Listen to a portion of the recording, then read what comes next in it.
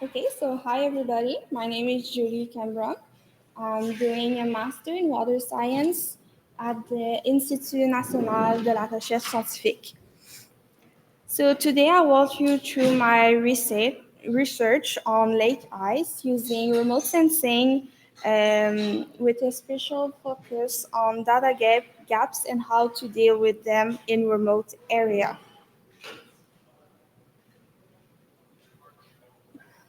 So first of all, a bit of theory. We have to know that lakes are open systems that exchange energy with their environment. So as you may know, the water is densest as 4 degrees Celsius. And with the air temperature dropping down with the strata of the lake, there's a mixing going through till the lake reach the winter equilibrium. And if the temperature and other factor permits it, a ice cover will form on top of the lake. And in the spring is the reverse when there's a mixing to reach the summer equilibrium. So with the ice cover, there's some winter activity that can take place like skating and fishing. The ecosystem benefited also to the seasonal cycle. And without the ice cover who serve as a lid, there's still exchange with the atmosphere, so there's release of carbon emission and evaporation that cause lake effects, so precipitation on nearby town. And with the wind, erosion can take place. But lake ice is not only an environmental issue, it's also a socio-economical one. So here's a case in Delin, in the Northwest Territory in 2016, where a fuel truck sank on the ice cover. So this time of events are expected to increase as the lake ice is strengthening by climate change. So our site of study is in Canada, where the most change is predicted. For our study, we have 65 lakes that we have observation to 1950 till 2000 with in situ observation of ice on and ice off. But some of these lakes are remote, and remote areas have limited data of meteorological and also physiological information. The lake ice data came from the NSIDC, the National Snow and Ice Data Center, where the definition of ice on is the first day of complete ice cover, and the definition of the ice off is the last day before the summer opening phase. As some of these lakes in the data center don't have observation for either ice on or ice off, and some of the lakes don't have name. So we have to do a little selection through the lake. Ice on and ice off are taken as phenological markers that we will want to predict in another study. So to address the lack of data, we use remote sensing and reanalysis product to try to fill the critical gaps. So for the meteorological data, we use ERA5, and for the physiological one, we use hydroshed. Um, Era 5, we do the monthly observation, while the lake ice are dates. So we have to convert the date to a monthly variable. So we create the ice percent, where it's the percentage of the month that is considered frozen. So in the winter, it's 100%, and in the summer, is 0%. The transitional month is the number of day ice over the number of day of the month in percent. So we use Google Earth Engine to trace a lake polygon using MNDWI, the Modified Normalized Difference Water Index, over Sentinel-2 images. And with this polygon, we place it in Python to extract the Era 5 pixel to have the meteorological variable. So ice depends on many factors. So to compare a potential influence variable to assess impact on lake ice, by ranking the variable by importance, we see that air temperature is the most influenced without shock. The physiological variable are less influenced because they are constants, but the ones who are the most important over the physiological one is the depth and volume average.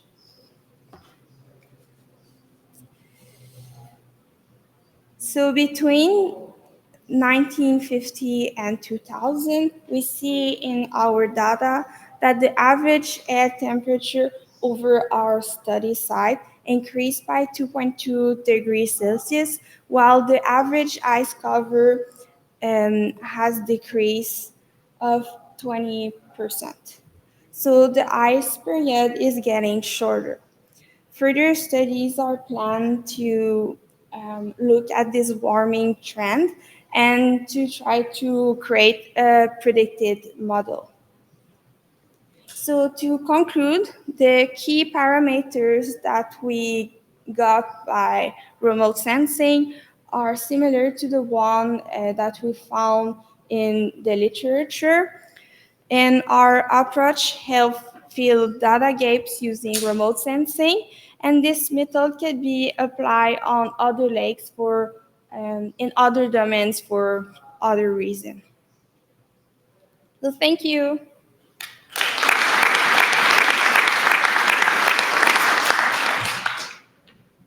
Any questions? Go ahead.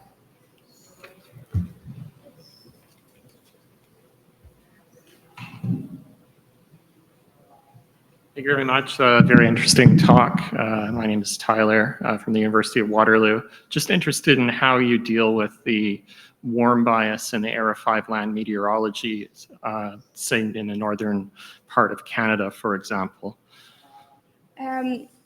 Our methods are more like a methodological. We didn't look at the Era 5 bias, but we know that it exists.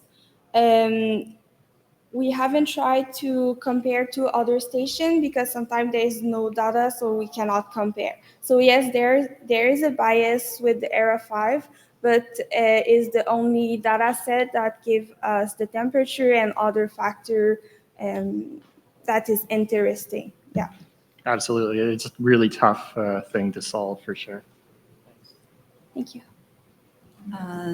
I have a question. Yeah, sure. You show the ice on, ice off date from NICDC. So do you know the accuracy about the data sets and how they derive that? Okay, so the NDSE, whatever acronym, they took observation by people getting on site and observing the ice. So there might be a few bias of days between, but again, it's the only database complete over a long period of time that we have, yes. Oh, awesome. So that's actually ground observation. Yeah. Oh, okay. Thanks. Yeah. May I ask a quick question? Yeah, sure. How small of a lake or water body do you think that would work for? We took lakes over 1 square kilometers because hydroshed has underestimate the area, and also smaller lakes don't have data in hydroshed. So it's very dependent upon the hydro study. Yeah. And to have the area of the lake, the smallest one is about 1 square kilometers, a bit bigger, and the biggest we have is Winnipeg Lake. Okay, thank you. There's another one question. more. Thank you for your presentation. Just I want to ask you that which approach did you use to find parameter importance between your factor? And I didn't see any specific factor for your water quality of lakes. We went with remote sensing, and some lakes don't have water qualities. I wanted to include the Concentration. no, not the conductivity, because some lakes have a higher salinity than others, and its impact on the ice, but we haven't found any data. But with remote sensing, we can look at images to see the algae bloom. But we are still in a preliminary study. We haven't integrated remote sensing observation data. And which approach did you use for parameter importance to find? I did that Do you have a sensitivity? really long time ago. But, We have several approaches in machine learning or sensitivity analysis to find parameter importance. But yeah, it was a sensitivity analysis. I took a test in R. Oh, okay. Okay, thank you. Okay, thank you. We should move on. So thank you very much.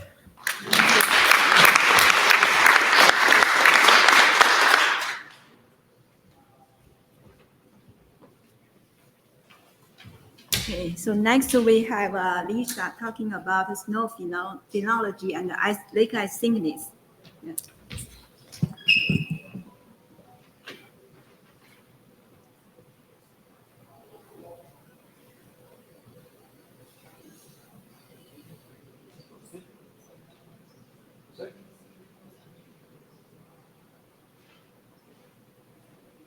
Online. You can just do the regular one.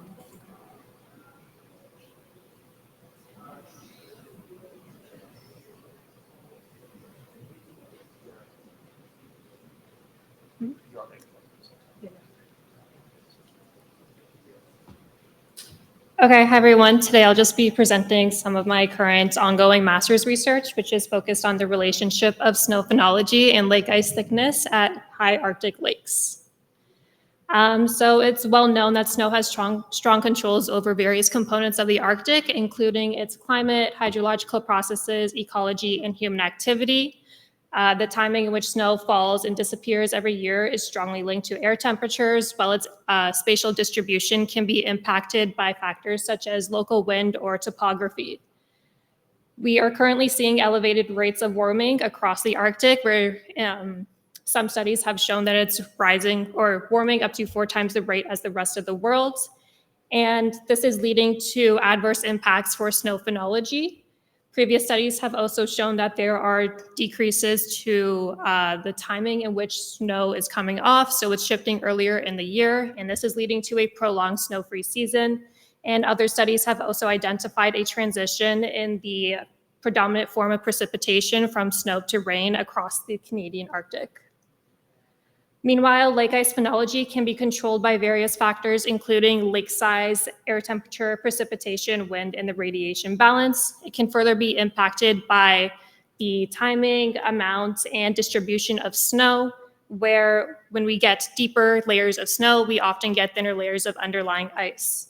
And then due to various factors such as wind and topography, we tend to get an uneven distribution of snow across the water body, which leads to variable melt timings of the lake ice. Like snow phenology, like the snow-free season, the ice-free season is also getting longer, but monitoring snow and lake ice phenology can be challenging due to various issues coming from poor spatiotemporal resolution or just the lack of feasibility when it comes to performing fieldwork in such high Arctic conditions.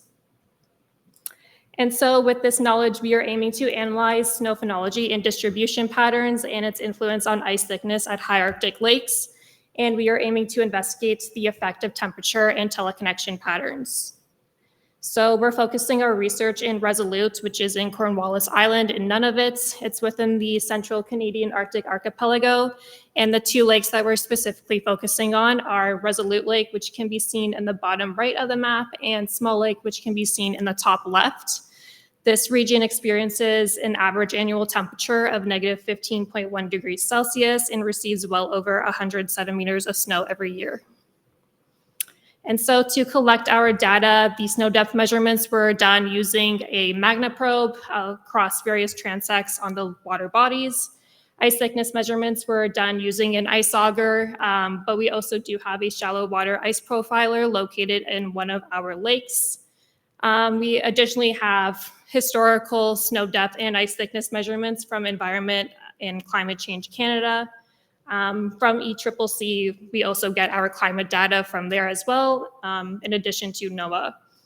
Finally, for snow and lake ice phenology, it's being monitored through Reconyx trail cameras that are set up at both of our lakes. So we have some images dating back for the past 7 years now. And there's also more information available online through the Canadian Lake Ice database. For our data analysis, we did spline interpolation in order to fill the missing gaps in our point data for snow depth and ice thickness so that we can get a better understanding of these dynamics across the entire water body instead of just at point locations. We chose spline because it is best for gently varying surfaces, which is what we have. And then correlation analysis was done using the Kendall-Tau method as it's best for smaller sample sizes. So here are our maps of the end of season measurements. They were taken in May of 2022, 2023, and 2024 at Resolute Lake, which can be seen at the top, and Small Lake, which is on the bottom. For Resolute Lake, we often see deeper snow in the southern end of the lake, with the exception of 2024, when deeper snow was on the entire western side of the lake from the top to the bottom. While Small Lake, we see the opposite pattern where deeper snow is on the north end of the lake. We can see in 2024, we did highly concentrate our sampling on Small Lake in the north end, as this is where our SWIP is located. And so by concentrating our sampling here, we just get a better understanding of the surface processes that are affecting the ice thickness that the SWIP is measuring on a daily basis. And so these are our spine interpolation results. This is for Resolute Lake with ice thickness on the top and snow depth on the bottom.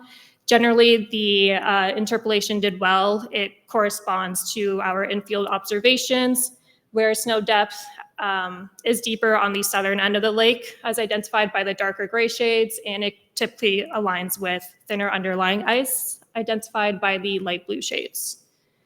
And then similar findings were done for Small Lake, again, aligning with our infield observations. And so for our correlation analysis, since we do only have about 3 years of in-field data measurements, we did supplement this with information from ECCC. They have data dating back to 2009 with the exception of a few years. But overall, during this time span, we found that 2023 had the strongest correlation between snow depth and ice thickness. When we're just looking at the 3 years of data that we have collected, there is still a moderate correlation, but when we do start incorporating the more historical data, the correlation did become a bit weaker. For Small Lake, there's no supplemental data available online, and so we just have our 3 years of data so far. Similar to Resolute Lake, we found that 2023 did have the strongest correlation. And the overall 3-year period correlation is still quite moderate, but slightly weaker compared to Resolute Lake. And so we now know that there's a strong negative correlation between snow depth and ice thickness, but when does the snow have to arrive in order for this relationship to exist? So in the 2021 to 2022 season, this was the earliest that both lakes had the first appearance of ice and the earliest that they both completely froze up. This year, there was a positive southern oscillation, which led to La Nina conditions, generating a colder climate. Specifically looking at September, we found that it was the lowest mean September temperature over our 3-year study period. And then we also had positive Arctic oscillation and North Atlantic oscillations this year. This leads to weaker storms, which leads to less accumulation of snow on top of the ice. To validate this, in May of 2022, when we do our field samples, we did find the lowest average snow depth of the 3 years on both lakes, and we also found the highest ice thickness average of the 3 years as well. And so with all of this, both lakes ended up freezing up completely by early to mid-September of this year. For the following season in 2022 to 2023, we had a complete freeze up of Small Lake by the end of September, while Resolute Lake took a bit longer and didn't freeze up completely until mid-October. Small Lake is indeed smaller than Resolute Lake, and it's also shallower, and so it's able to lose heat at a faster rate. This year, Small Lake completely froze after a quick drop in temperatures, while Resolute Lake, it had its first appearance of ice, but then temperatures started fluctuating and rising and approaching the freezing point again. And so this further delayed the freeze up of this lake. Similar to the year prior, there was once again a positive Southern Arctic and North Atlantic oscillation, generating similar climatic conditions. For the final field season, we had complete freeze up by late September. This year, the teleconnections transitioned into a negative phase, which generated El Nino conditions that bring warm temperatures to the area. For Small Lake, early snow cover insulates the water body, and so this further delayed the complete freeze up of this lake.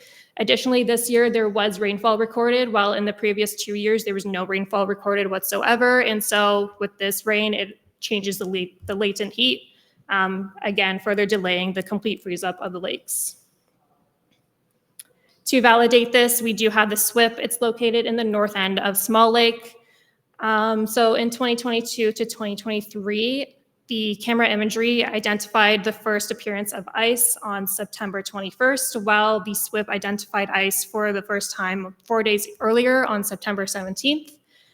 Since it was just the first appearance of ice, the rest of the water body is still open, and so the ice is still likely floating around, which is why the SWIP identified the ice cover 4 days prior, while it just wasn't visible in our camera imagery on that day, since we do just have the one camera with a certain angle.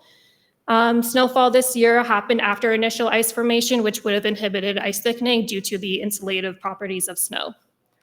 For the following season in 2023 to 2024, the camera imagery and the SWIP both identified ice on September 28th, and this was the complete ice cover of Small Lake.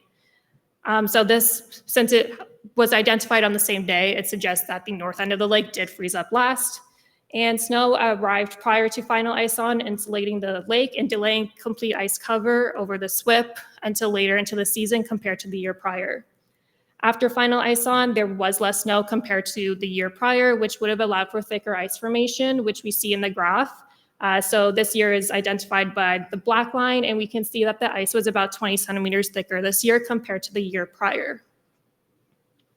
And so to conclude, we have found significant inverse relationships between lake ice thickness and snow depth at both studied lakes, with the spatial distribution of snow being impacted by local topography and wind patterns. Snow phenology is influenced by various teleconnection patterns and air temperature, and this ultimately affects the ice thickness and ice growing processes. The collection of this snow and ice data contributes to creating long-term data sets and can act as validation for modeling current and future climate scenarios. Thank you.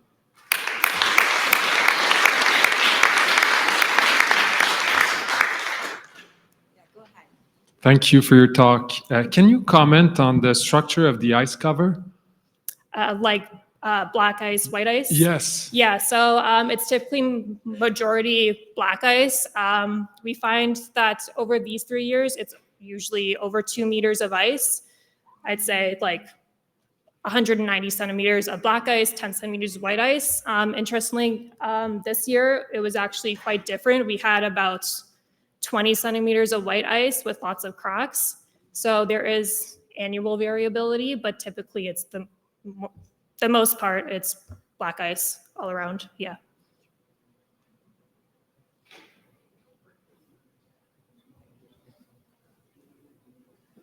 Okay, thank you. Thank you.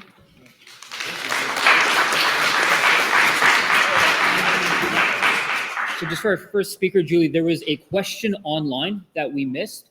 And so if you look in the app, there's a chat box in our session, which is where the question was posed. And if you had an opportunity to address it, that'd be amazing. Thank you so much. Okay, next we have Tyler. Go ahead.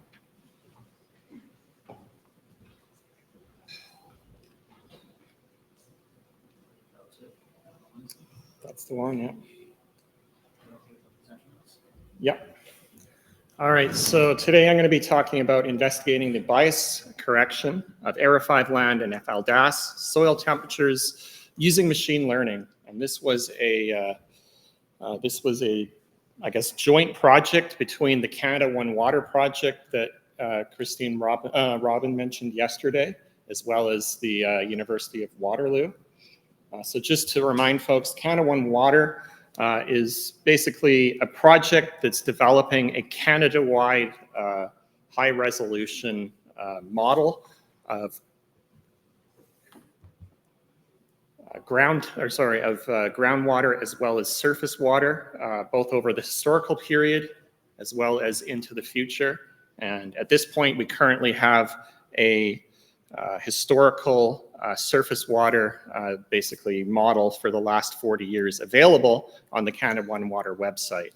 And the soil temperatures used as a boundary condition in the hydrogeosphere were based on the soil temperatures that I bias corrected in this project here.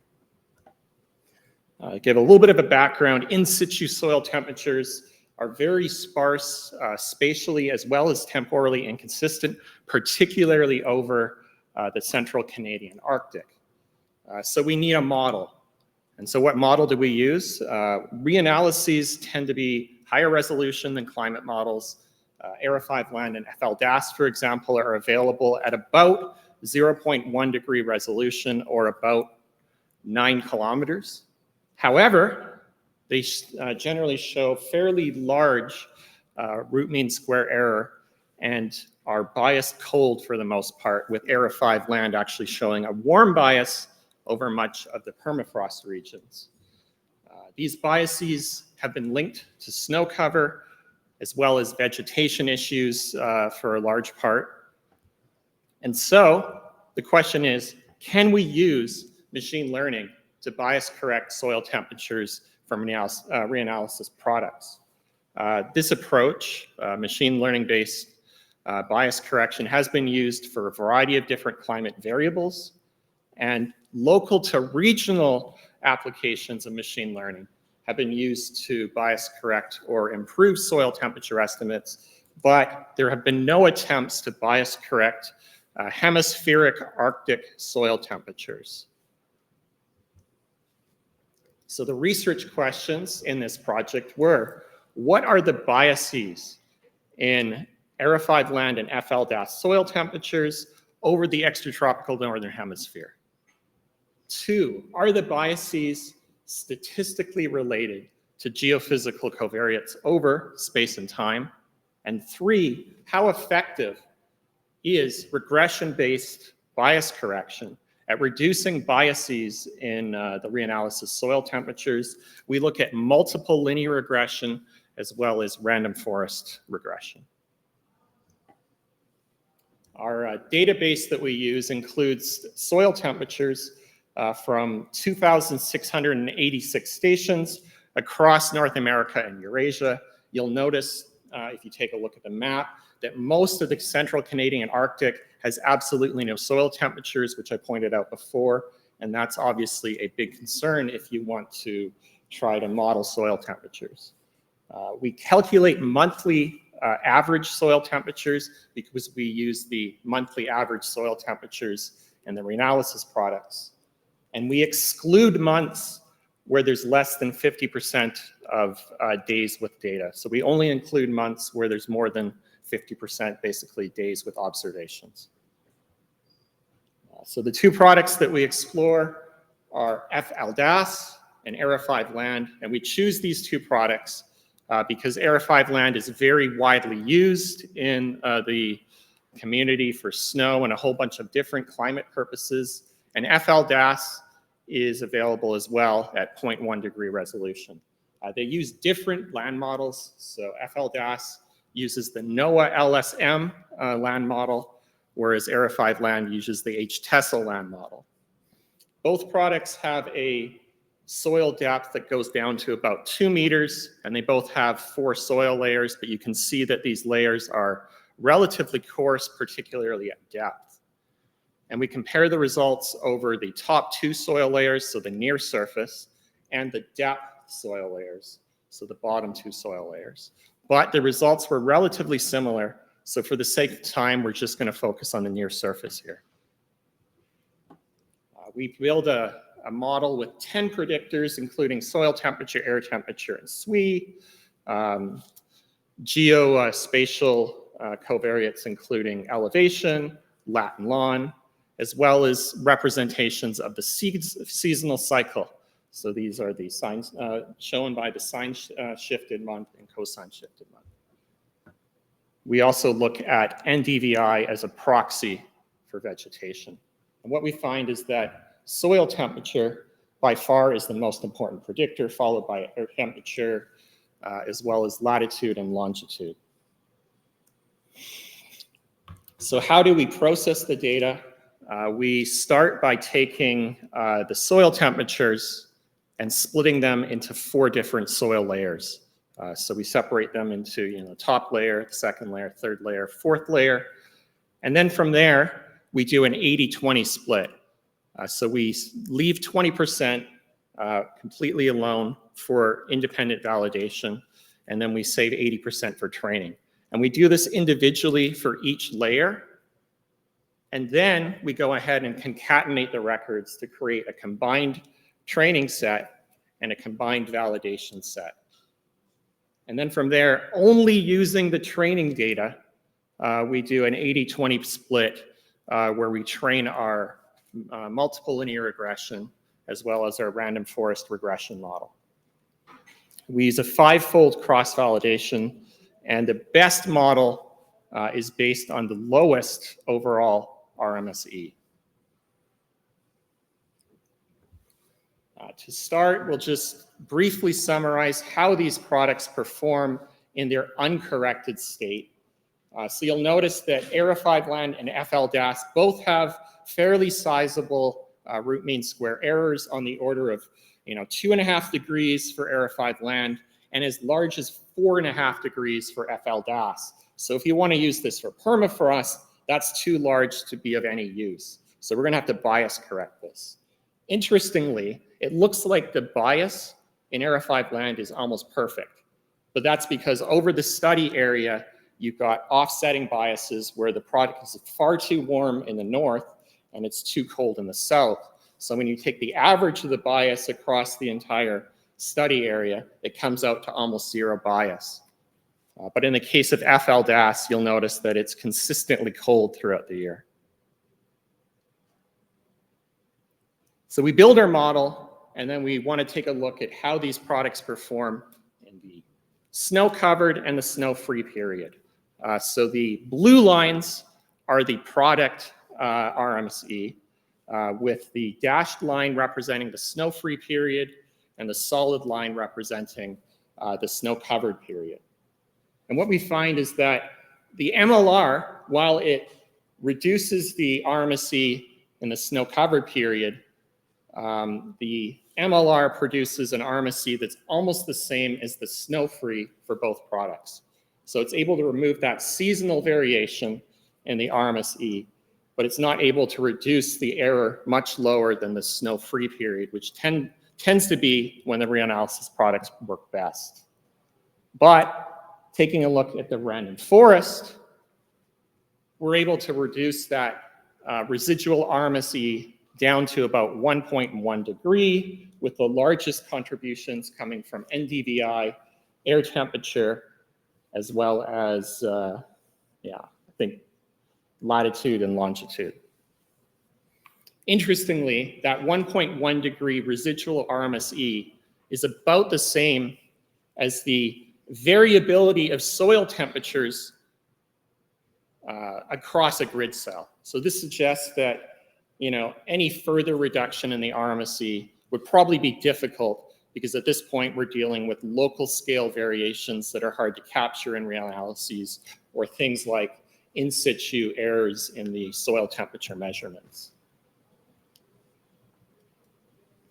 So to summarize, we find that the random forest product shows great potential to bias correct reanalysis-based soil temperatures with a mean RMSE reduction of between 1 to 1.5 for AERA5 land, and between 1.7 and 3.6 degrees for FL-DAS. And we're able to reduce that RMSE down to about 1.1 degree on average across the study area. And if we look at that spatially, it doesn't matter if you're in the Arctic or if you're in the US, that RMSE is, relatively similar across the study region. So that residual RMSE, as I said, is similar to the magnitude of the in situ soil temperature variability within soil temperatures inside a grid cell, suggesting that any further reduction in the RMSE would likely be difficult to achieve. And at this point, I'd like to open up the floor to questions. I will point out this paper is currently in review with theoretical and applied climatology. And if you would like to access the bias-corrected soil temperature product, it has soil temperatures between 30 north and 90 north for the entire northern hemisphere between 1981 and 2023. It's available on the Arctic Data Center website on that QR code there. Thank you.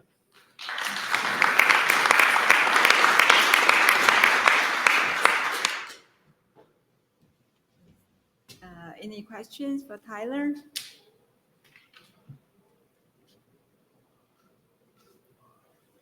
No? A quick one. Oh. Thank you for the presentation, very clear. You mentioned in the end that in fact there is an issue about the spatial representativity of what AERA5 give us and what we get from stations. Have you tried to separate, because you are not only bias correcting, but you are also taking care of this spatial representativeness issue? Have you tried to separate both things?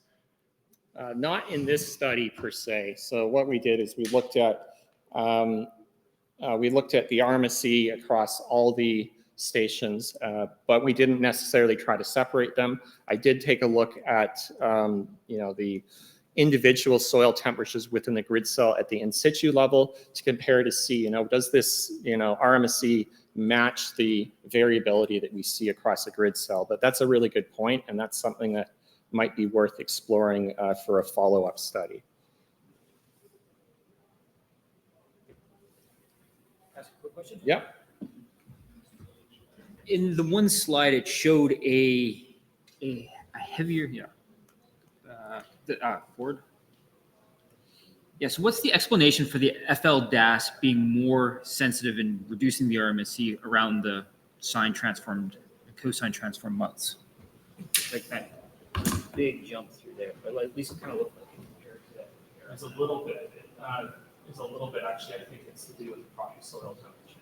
Oh, okay.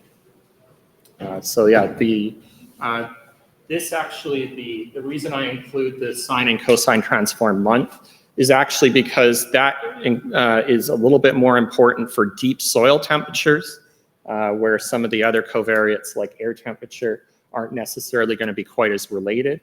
But at the near surface, they're not quite as important because you're already capturing some of that variability within air temperature. Yeah, gotcha. Thank you. Great. Thank you very much. Thank you.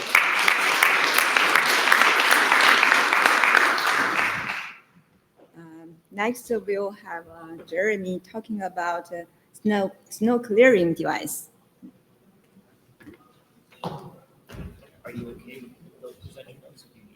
I would like to have them if it's possible. Okay, no worries, then don't put it. It's more complicated, don't put it. I don't mind. Let's go for this.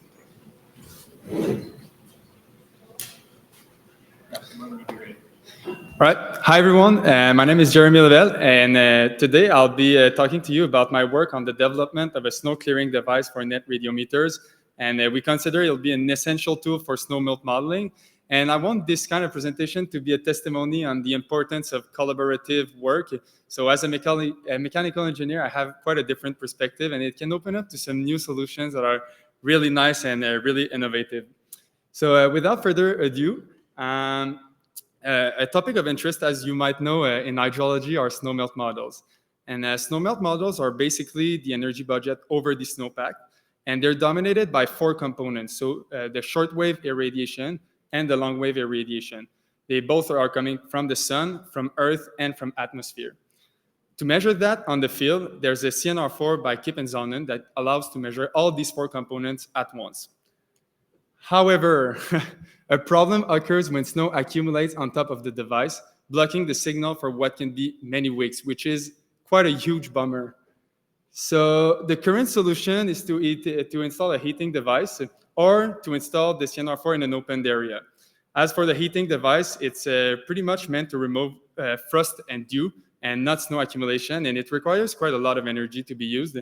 And for the second option, which is to install it in an open area, as you'll see in the next slide, it doesn't really work. But there's also a third option that people don't really like, but has to be done sometimes, and it's to go on site, take off the snow, well knowingly that it'll come back again, but just like for the sake of it, remove it. I want to go through some examples of the data we had.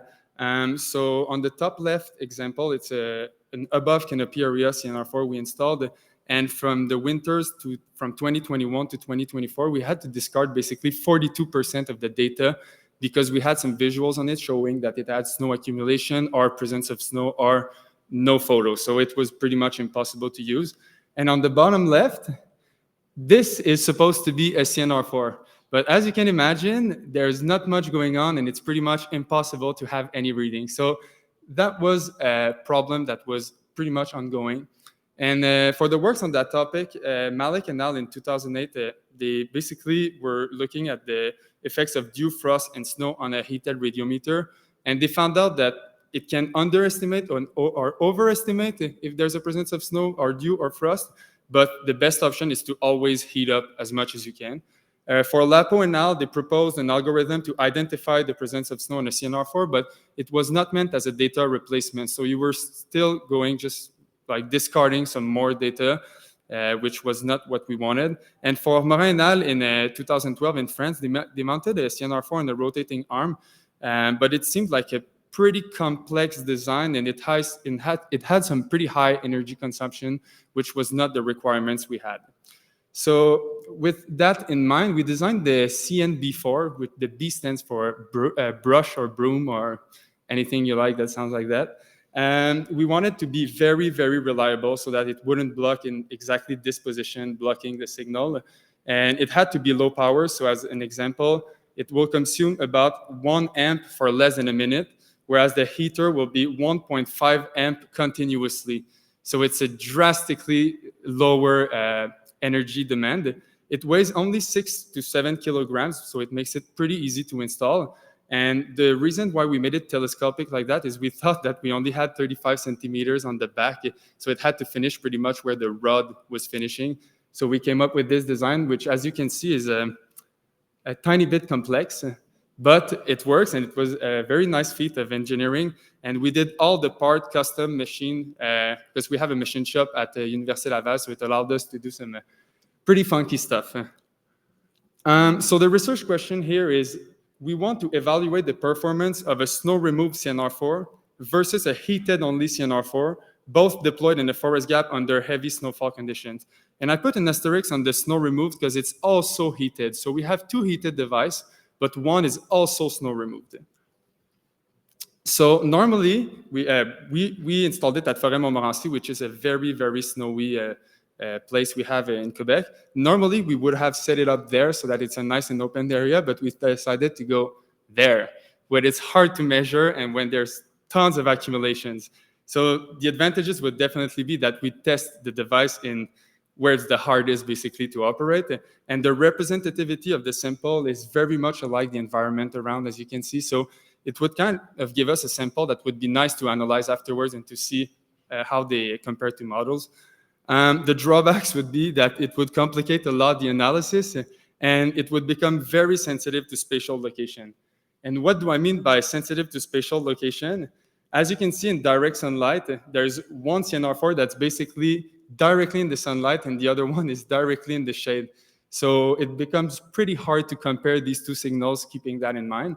However, during diffuse light, so in cloudy conditions, the signal will be very similar since most of the light is coming from all directions pretty much equally.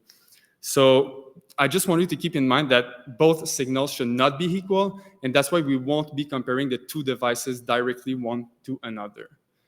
So what we did for the methodology is install the two devices side by side, and we labeled each day as either a cloudy day or a sunny day.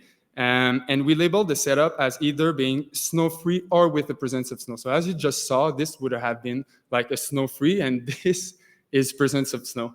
And whenever we saw snow on the setup, we labeled it as a presence of snow because we wanted to know what could be the effects, like even on the one on the left or the one on the right. And as you can see, snow does accumulate, and we had to basically go remove it still from accumulating. So we kind of saw this winter as many small experiments that we were looking at. So for the cloudy days, I want to start off. We'll just analyze the shortwave incoming radiation for the sake of the time. And I want you to remember, we want to compare the device as, will the snow-free or the presence of snow affect the signal? Will they be the same? Will they behave in the same, will they have the same trend under the same conditions?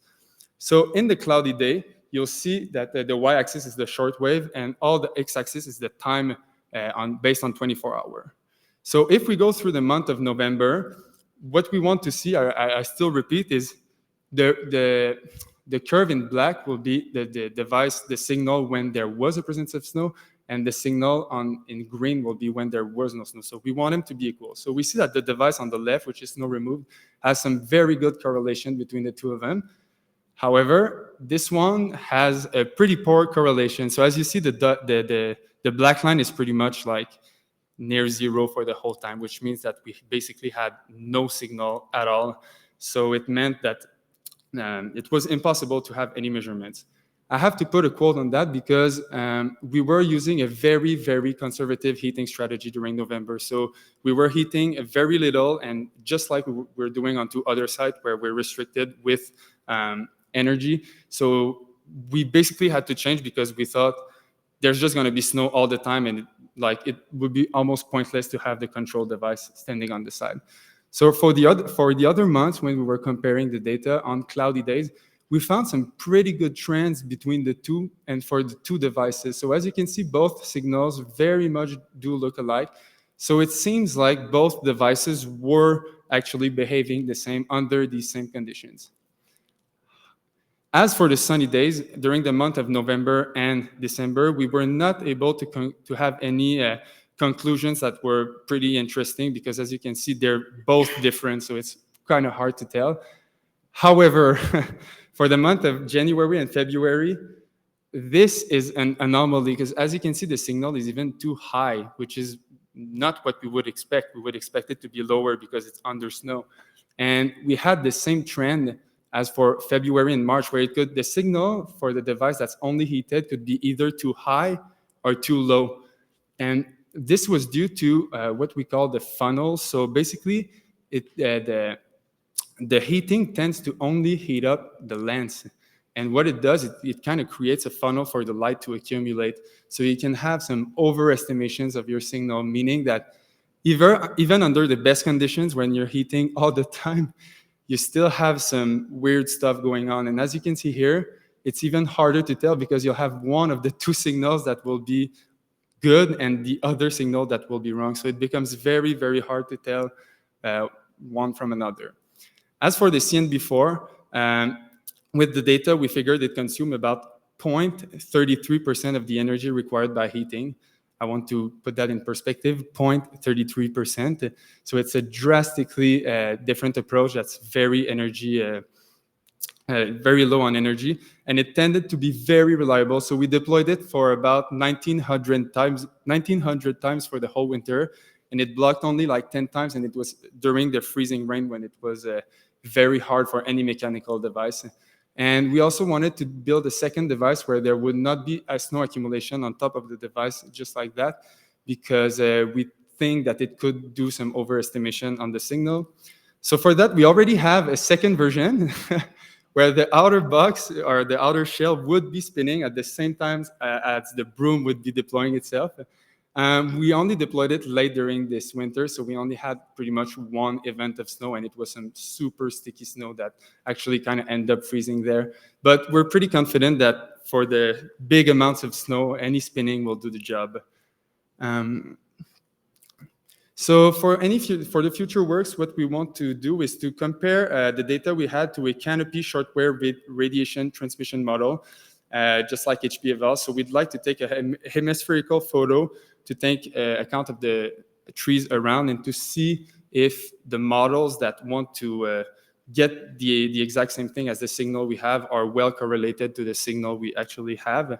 We'd like to have also a strategy on energy consumption. So instead of like 100% of the time heating, having something that's complementary where you would only heat during the morning and only deploy the broom when you would have a presence of snow on the device. And also for the CNB8, which is the broom device, we'd like to have a version that's easier to manufacture and that has 100% reliability. So meaning it never blogs during the whole winter all the time. And of course, we'd like to have no accumulation on the device. So that sums up my presentation, and thank you all for attending. And I'm glad if you have liked it.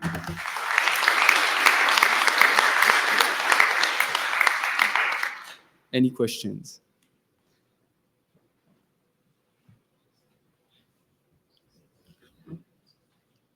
Thank you, Jeremy. I was talking to you about this yesterday, and it's really fascinating to see. You mentioned on your last slide ways to sort of trigger it. Would that be linked in with the data logger code or some other way to do that? I have to go through. I have a lot of appendix, but it'll be based on this one. So based on albedo, we're pretty confident that it would be a very good indicator. So the green and orange line are the one for the two devices installed in the forest. And the dotted lines mean there are snow events. So whenever you see a snow event occurring, you see the albedo. It's hard to point from that angle, but you see the albedo going up like pretty drastically whenever there's an event. So I think an interesting strategy would just be like if the albedo is over 1, do a deployment. And so that'd be something we'd have to study on more carefully, but I think it's a good point of start. Super quick follow-up. How much and when can I order one? You have to ask Daniel. Yeah, of course. So I'm thinking of my snow removal brush for my car. Like it gets frozen up and it kind of gets a little bit wet and then it'll freeze and the brush itself gets stiff. Did you run into that at all? No, because there was kind of a small housing like just on top of the broom so that it was protected. But we thought about that, but we did not run into this problem at all. And we had tons of visual data. So yeah, not a problem for now. It worked for the whole winter at like -30 from time to time, and it was very, very reliable. So, yep. All right, thank you. Yes. Any plans to make a version that can work with dust, not just snow? That's a good point, and no, I haven't thought about that, but that's actually a good idea. Great. One more question. Yeah. So I might have missed it. The parts are custom made or off the shelf? No, they custom made, all of them. And even as a fun fact, the cylinder that's empty, the dimensions were not right like on the websites to buy, so we had to machine a cylinder. So we bought a full cylinder that's filled inside, and we had to machine all the inside to trim it out. So yeah, that's pretty costly. Second version would have to be less expensive, but it was working, so You covered it. Thank you. No worries.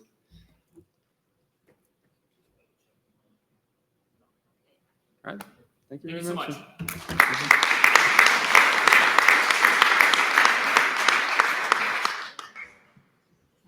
Next, we have Amber talking about precipitation gauge and measurements.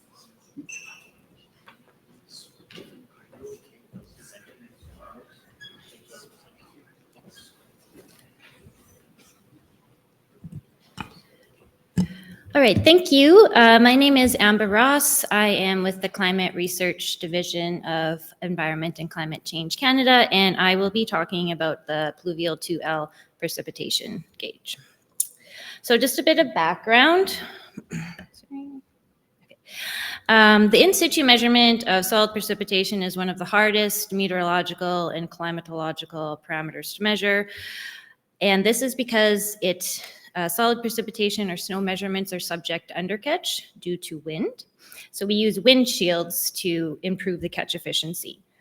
So the ECCC network is currently transitioning from the single altar shielded GNOR shown in that top photo to the double altar shielded pluvial 2L shown in that bottom photo.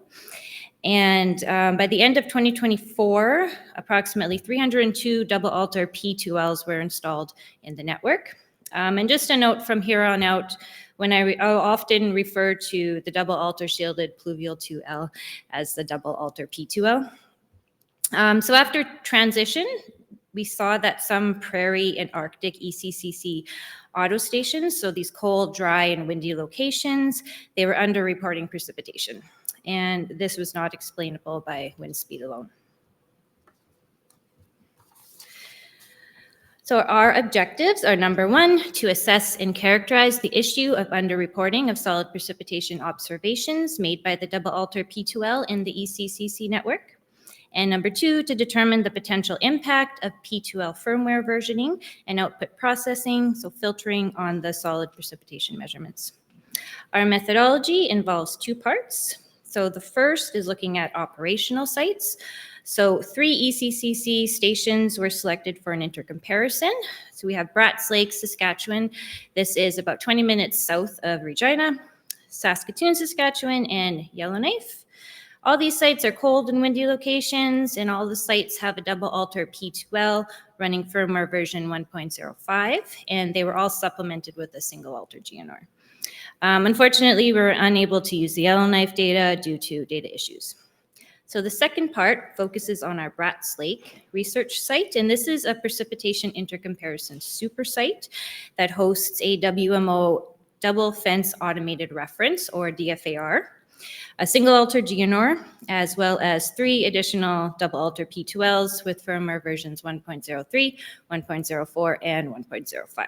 So that picture up there is a picture of the DFAR. So here is just a quick description of the post-processing methodology. So in the analysis that follows, I will use the terms ECCC filter and P2L filter. So the ECCC filter, this is the raw gauge bucket weight filtered with our in-house neutral aggregating filter.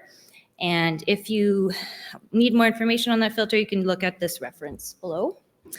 The P2L filter is proprietary filtering from the gauge itself. So unfortunately, we do not know the details of how this filtering is done. It is a black box. So much work has been done on developing transfer functions to produce more realistic solid precipitation amounts. And this graph shows the gauge catch efficiency at different wind speeds for a temperature of -5 degrees Celsius. The transfer function curve for the double altar P2L at Bratts Lake is in red, and the single altar GNR curve for Bratts Lake is in blue.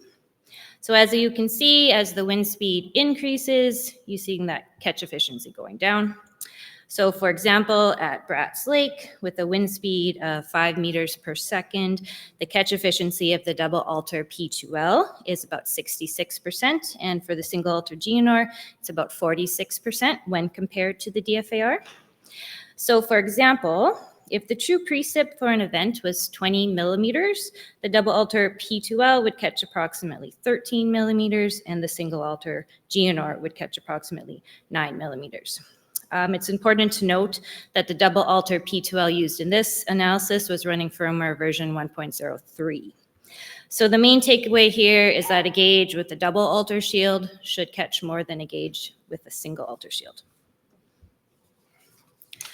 All right, so looking at some results from the operational sites in Saskatoon and Bratz Lake for this past winter season.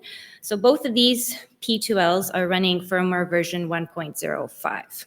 The single alter GNR is in blue, the double alter P2L filtered with the ECCC filter is in magenta, and the double alter P2L filtered with the onboard P2L filter is in red. Just a note, so at Bratz Lake, there is an erroneous event resulting from some very noisy bucket weight data, and the cause of this noisy data is unknown. But the corrected version eliminating this spurious event is shown in the dotted green line. So in both cases, you can see that that single alter GNR is producing the highest precipitation totals, followed by processing by the ECC filter and finally the P2L filter. So the single alter GNR is measuring more precipitation than the double alter P2L, and this indicates that there is a problem. Alrighty, so I'm going to switch gears to the Bratz Lake intercomparison, starting with the impacts of firmware. So Bratz Lake has multiple double alter P2Ls running different firmware versions, which you can see in the photo, and the DFAR is also off in the distance there. As a baseline, we looked at some summer rain events, which is shown here. So we have the reference DFAR in gray, the gauge running firmware 1.03 is in orange, the gauge running firmware 1.04 is yellow, and firmware 1.05 is purple. And these were all processed using the ECCC filter. So as you can see, there's minimal difference between the gauge catch efficiency and the firmware versions for rain events. So we can really narrow down this issue to solid precipitation. All right, so the next few graphs, they look at the impact of firmware on the winter season at Bratz Lake. So the winter of 2023, 2024 is on the left, and the winter of 2024, 2025 is on the right. The time series plots here, they have the same color scheme as the last slide, and the single alter GNR is shown here as well. So clearly, the DFAR reference is giving us the highest precipitation totals, and that's why it's our reference. But as you can see, each firmware version results in different precipitation totals. One other thing to point out here, for 2024-2025, here's another one of those erroneous events occurring with firmware 1.04. And this was actually in the raw bucket weight data as well. So we are not sure what caused this. This is the same graphs here, except that erroneous event in 2024-2025 is corrected, and that's just shown in green. So for both years, firmware 1.03 compares the closest to the DFAR, with firmware 1.04 coming in second, followed by firmware 1.05. So in other words, as you move from firmware 1.03 to 1.05, the precip reported from the gauge decreases. So the only firmware that actually outperforms that single alter GNR is the firmware 1.03. If you look towards the end of 2023, 2024, you can see that firmware 1.04 and 1.05, they filter out a pretty substantial precipitation event. So the takeaway here is essentially that firmware 1.03 is giving us the highest precipitation totals. So these graphs, they show the difference between the P2L filter and the ECCC filter. The P2L filter is plotted with the solid lines, and the ECCC filter is plotted with the dashed lines. So again, firmware 1.03 is orange, 1.04 is yellow, and 1.05 is purple. So in most cases, the precipitation totals from the ECCC filter are higher than that the P2L filter. The only exception is firmware 1.03 from 2023-2024, where the P2L filter and the ECC filter match up quite well. So this is telling us that the P2L filter tends to be more aggressive at removing what it thinks is noise, but in the process, it tends to remove real precipitation, resulting in these lower accumulations. Alrighty, so we aggregated the data into hourly events and ran some statistics using the DFAR as the reference. So all the stats here are percentages as compared to the DFAR. So this has two parts. So first, differences between the P2L filter shown in blue and the ECCC filter shown in purple. And then also we're showing differences between the firmware versions shown on the x-axis. So you'll see there's two sets of stats for firmware 1.05 because one is 15-minute data from the ECCC auto station for 23-24, and the other is 1-minute data from our research gauge for 24-25. So from top to bottom, starting with the relative total catch. So the ECC filter here is resulting in a higher relative total catch than the P2L filter. For firmware, version 1.03 results in the highest relative total catch, and version 1.05 results in the lowest relative total catch. We see the same trend with the probability of detection, where the ECCC filter outperforms the P2L filter. And this indicates that that P2L filter is filtering out real precipitation as observed by the DFAR. Similar to the relative total catch, firmware 1.03 results in the highest probability of detection, and firmware 1.05 results in the lowest probability of detection. For the most part, the false alarm ratio for the P2L filter is generally lower than that of the ECCC filter, which is telling us that it is more aggressive in removing false precip, which is good, but as you can see with those other metrics, it's also removing real precip, which is bad. We also see similar false alarm ratios for the ECCC filter across all the firmware versions with values ranging from 13 to 16%. So there's not much difference in the false alarm ratios for the ECCC filter.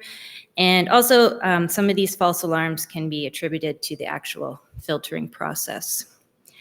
So in general, the P2L filter is more aggressive than the ECCC filter, and firmware 1.05 seems to have the most stringent protocols in determining precipitation events.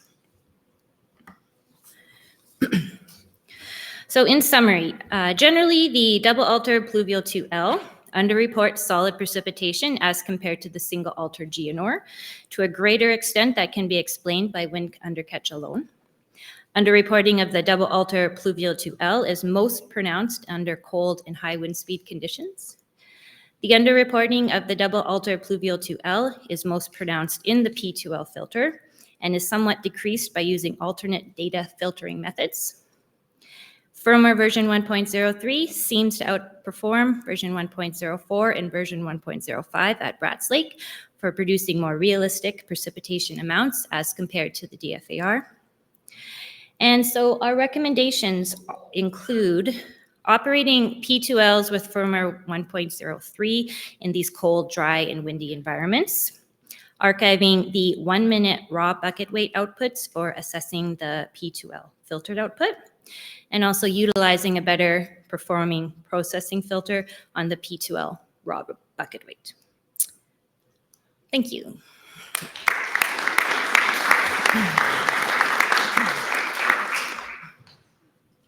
Any questions?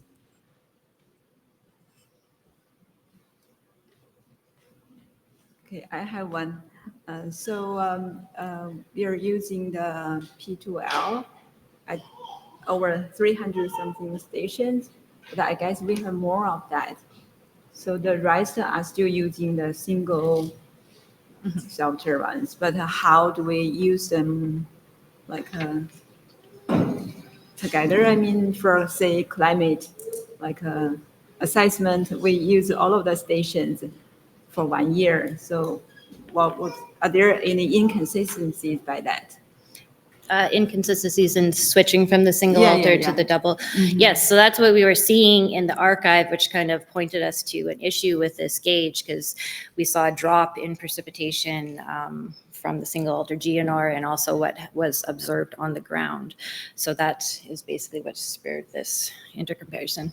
So, and then are there plans to like update all of the sites? Yeah, exactly. So we just finished this this intercomparison. So we're going to be working with MSC to implement some of these recommendations in our ECCC network.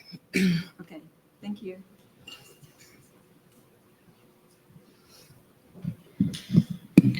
Thanks very much for that presentation. It answers a lot of my questions.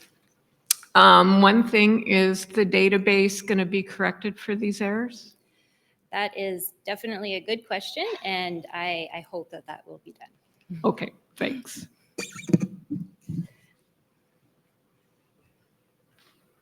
Okay, yeah, thank you. Thank you.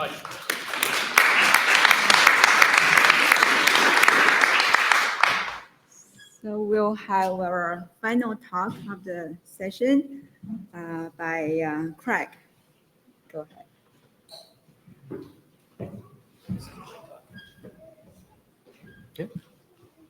Good, thanks, Libo.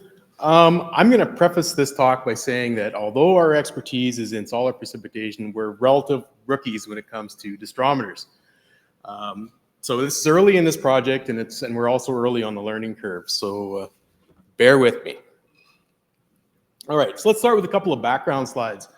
What exactly is a disdrometer? Well, a disdrometer is an electronic instrument that's used to measure the drop size distribution and the fall velocity of a precipitation hydrometeor.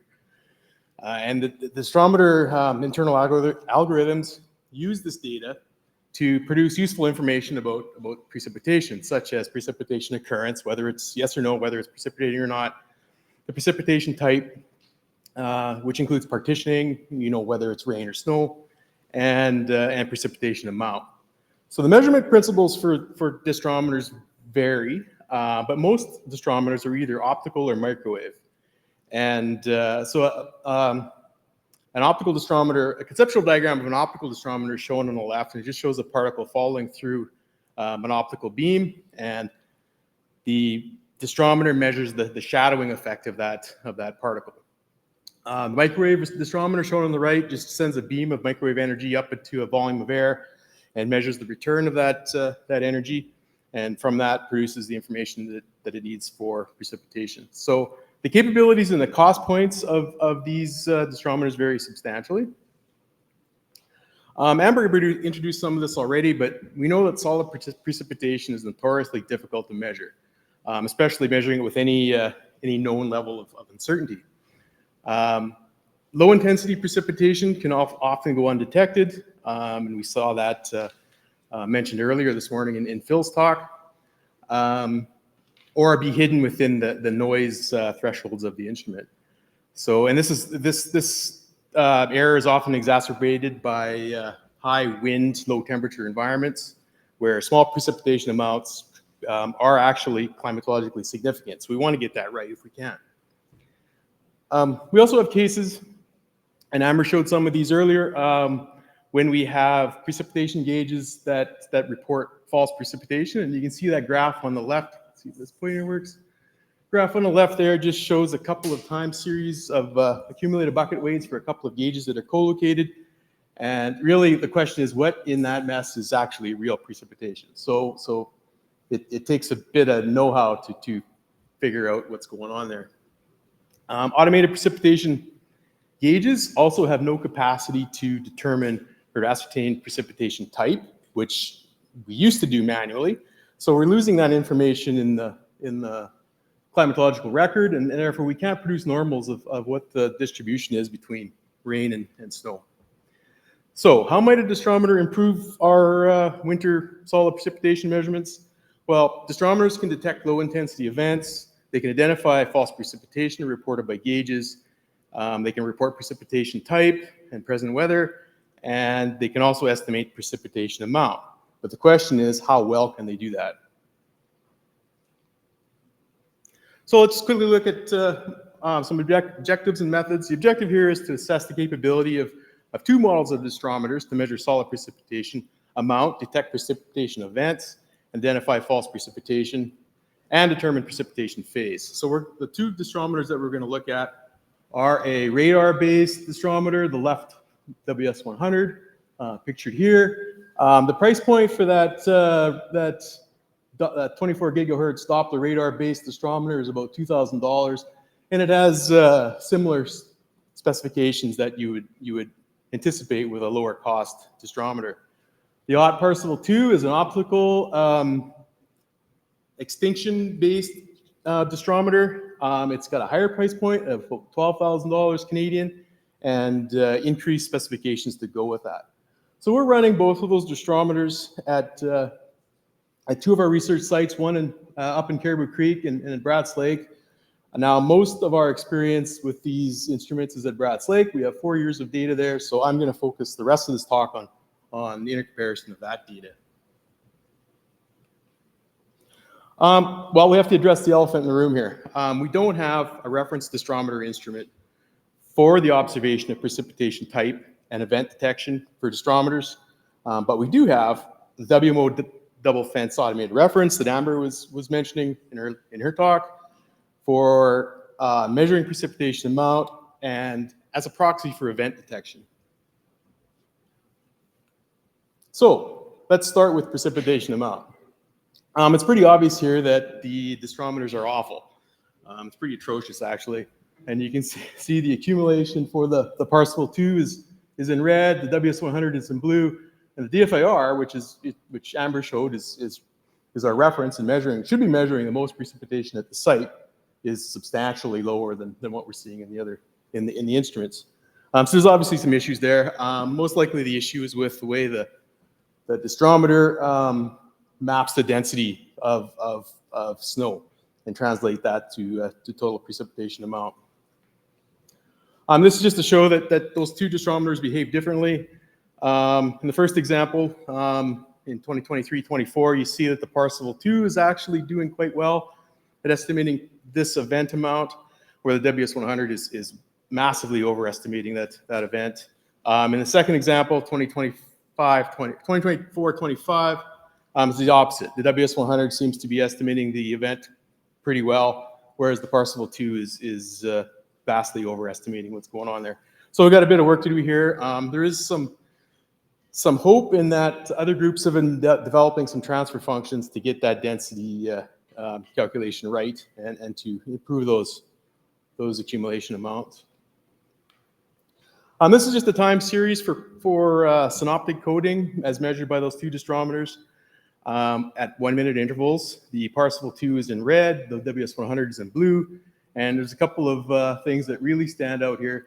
First of all, the Parseval 2 is measuring hail, reporting hail in the middle of winter on the prairies, which obviously isn't correct. So we need to figure out why it's doing that. The WS100 seems to be producing a lot more snow, whereas the Parseval 2 is producing a lot more rain through the winter. That could be right.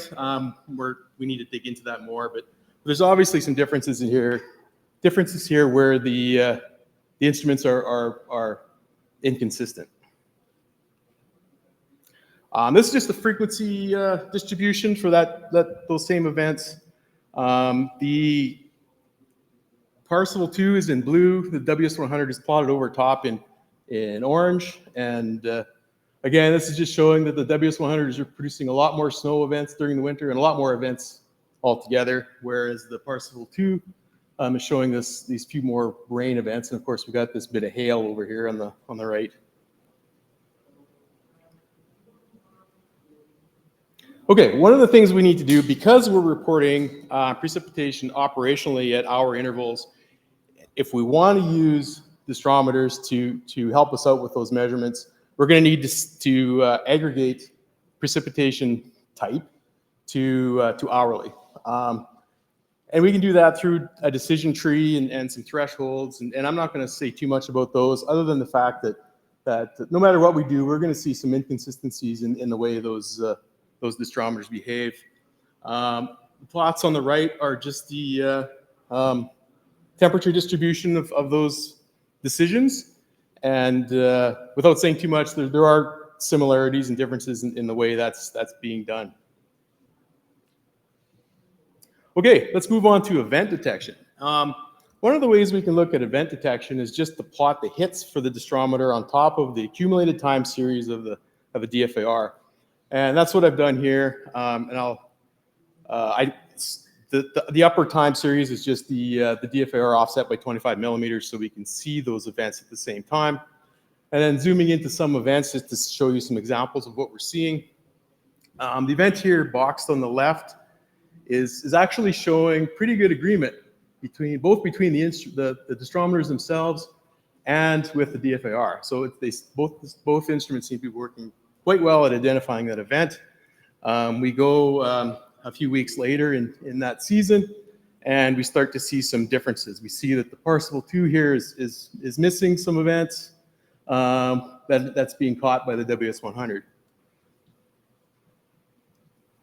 Looking at another example, the Parseval 2 here in black seems to be missing a substantial amount of precipitation that's being detected by the WS100.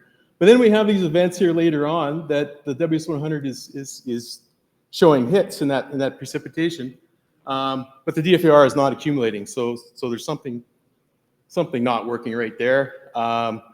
This happened to be a bad year for the WS100 for this, and I'll show you that in the statistics in the next slide. Later on in that, a few weeks later in that event, both distrometers are doing quite well. Just one more example. Here's an event where neither distrometer gets a hit with an obvious increase in the bucket weight of the DFIR. And then again, almost a month later, another event where both distrometers work almost perfectly. So there's obviously some inconsistencies here. Just looking at the statistics, this is a plot of probability of detection on the top and false alarm ratio on the bottom. The WS100 probability of detection is always higher than the WS100, or than the Parseval 2, sorry. It's measuring more precipitation, and that's reflected in some of those previous plots that I showed. The false alarm ratio for the WS100 is always higher than the Parseval 2.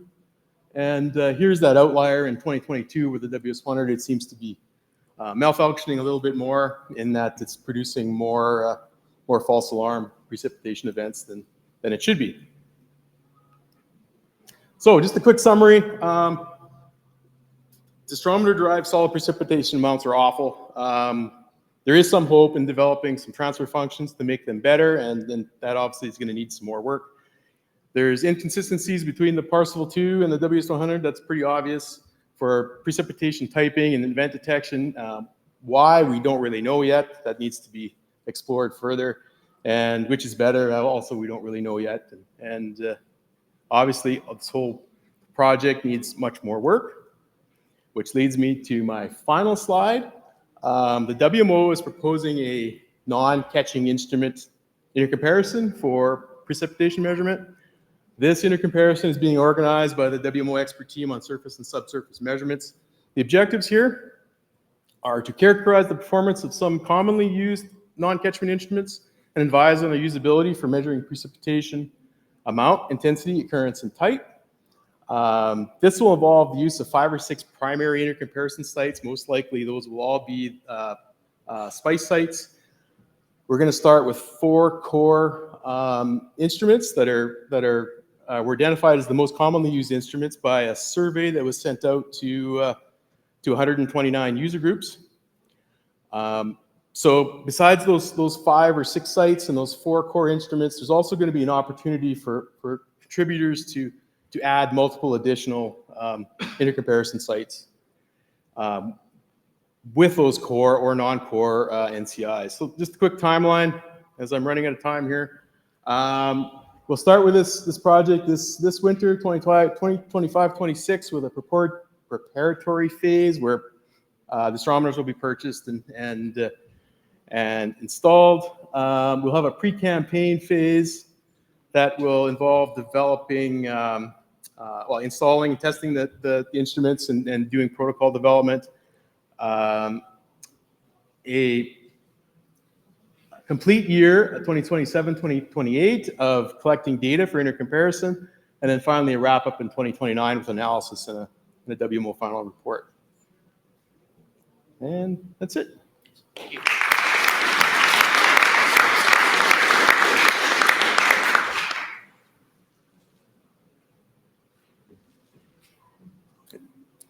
Questions? So I've got one for you. Yeah. So you show these ones not being super good, but if we have more rain during the middle of the winter, do you anticipate there being benefits to getting these working over some of the existing measurements? Well, at least you'd know. Yeah. Like, if you're getting decent data that you trust, you would know that you're getting rain. Right now, you don't, because there's no way to, unless it's a manned site, there's no way to partition what's rain and what's snow with the automated network. Double check online here. Didn't see anything when I looked last. I might have a quick question. Did you try comparing the uncertainty of the manufacturer to the uncertainty you found? No, not yet. But like I said, this is early in this analysis process, so that's something we will definitely add. Okay. And certainly something that'll be part of the WMO project. Cool. Thank you for your presentation. I think this is very important work. Do you have access to the algorithms that are used by the manufacturers to associate like the drop size distributions and terminal velocities to precipitation type? Because this is quite important, I think, but our experience with Luft is that they would not share that information. Yeah, well, that's exactly it's just like the Pluvial 2L that Amber was mentioning. There's proprietary algorithms there that we don't have access to. So we can see the data, but we don't know exactly how it's being generated. Maybe there's some reverse engineering to be done there. Well, that's a possibility, yes. Thanks, Craig. Quick question. Is there any kind of precipitation chamber where we control precipitation and we can put those instruments and see? Certainly there is, but it's only for rain. Why? Well, it's hard to generate snowfall, but it actually is being looked at. We have some possibilities. We'll see how those materialize. Thank you very much.